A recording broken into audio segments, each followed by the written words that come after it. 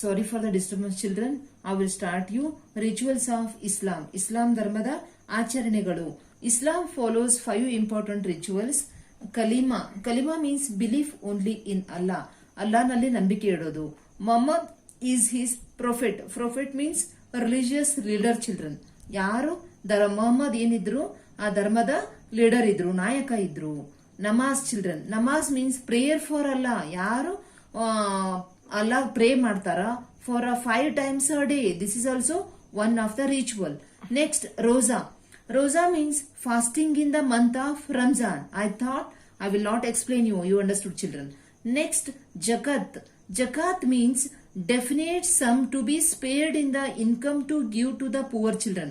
Poor ಗೆ ಅವರು ತಮ್ಮ ಇನ್ಕಮ್ ಒಳಗ ಸ್ಪೇರ್ ಮಾಡಿ ಅದು ಹಣನ ಕೊಡ್ತಾ ಇದ್ರು. Spared in the income to give to the poor children. This is also one of the main ritual. Next Hajj. Hajj means pilgrimage to Mecca. Pilgrimage means ಧರ್ಮ ಪವಿತ್ರ ಸ್ಥಳಕ್ಕ to Mecca once in a lifetime. ಆ lifetime ಒಳಗ ಅವರು ಈ ಪವಿತ್ರ ಸ್ಥಳಕ್ಕ ಭೇಟಿ ಕೊಡ್ತಾ ಇದ್ರು. Yes, children. These are the rituals. Now I will tell you expansion of Islam. After the death of Muhammad Paigambar, the caliphs took over the responsibility of promoting Islam, children. Caliphs means religious leaders. Caliphs are known as the successors of...